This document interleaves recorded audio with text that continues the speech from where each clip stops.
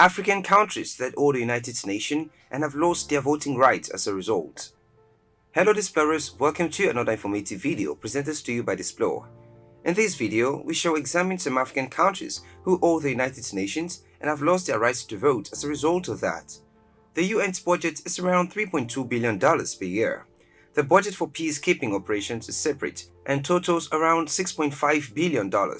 The UN is financed from assessed and voluntary contributions from member states.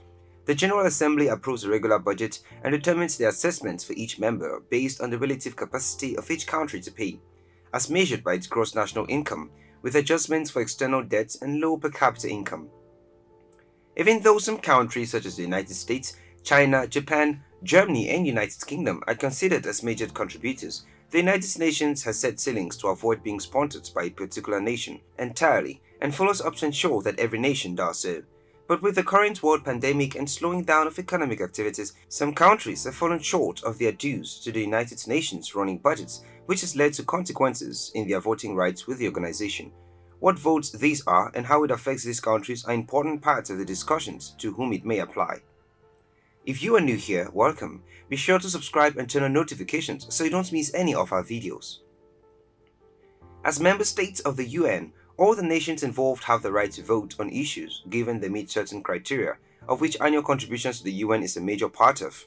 Under Article 19 of the Charter of the United Nations, a member state in arrears in payments of its dues in an amount that equals or exceeds the contributions due for 2 preceding years can lose its votes in the General Assembly. An exception is allowed if the member states can show that conditions beyond its control contributed to its inability to pay. But then, some countries have come under the radar for missing on these contributions for 2 years now running, which has caused some to be stripped of their voting rights while others are on probation. Which countries are these and how can they fix their current dilemma? UN Chief Antonio Guterres has said 9 African nations and Iran should lose their voting rights as required under the UN Charter after defaulting on payment of their dues to the United Nations operating budget. On Monday, the Secretary General Antonio Guterres listed the minimum amount that the 10 countries need to pay to have their voting rights restored in a letter to the General Assembly, President Volkan Bozkır. Amongst these countries, 9 are from Africa, while Iran topped the list and needs to pay $16,251,298. The African countries to meet this unfortunate fate included Central African Republic, Comoros, Congo, Libya, Niger, Sao Tome and Principe, Somalia, South Sudan and Zimbabwe. Even though leading this list is not an African country, closely followed is Somalia, which must pay $1,443,640, Comoros with $871,632, Sao Tome and Principe with $829,888, Libya with $705,391, Congo with $90,844, Zimbabwe with $81,770, Central African Republic with $29,395, South Sudan with $22,804, and Niger with $6,733. The UN Charter gives the 193-member General Assembly the authority to decide that the failure to pay is due conditions beyond the control of the member, and in that case, a country can continue to vote.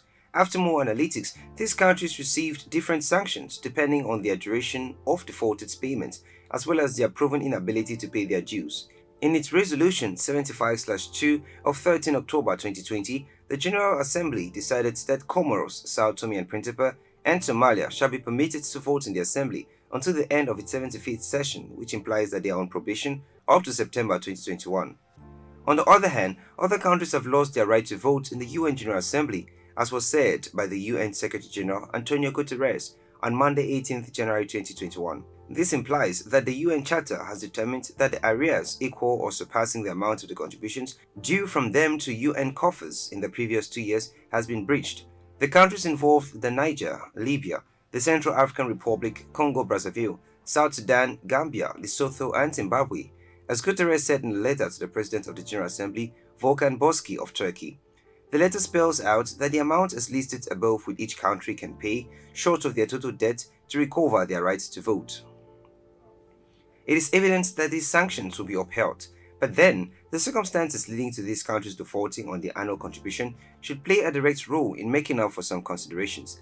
Some of these countries are facing hyperinflation, failing services, a lack of security, political division in the country, economic and financial crisis, civil wars, famine, and many other conditions which can hold a country down. With such circumstances, some of these countries are barely able to take care of their internal affairs, talk less make payments and contributions to international organizations. If we are to consider the current global pandemic, we can conclude that the last 2 years would be hard on any economy, whether in the developed or developing world. But on the flip side, the UN has a clause which gives provisions for nations who have proven that their inability to make these payments was far beyond their reach. With these, we can only assume that the UN has done all its findings, taking the gross domestic product on these countries to show their ability, but then reluctance to pay, which has led to the revoking of their voting rights. Roles will be roles, and the only hope is that the same templates used in meting out the sanctions of any country is the same used across the board. There you have it, explorers. Those were the African countries that have lost their voting rights because they owe the United Nations. Thanks for watching this video, and if you did enjoy this video, do well to give it a thumbs up and do not forget to subscribe and share with your friends.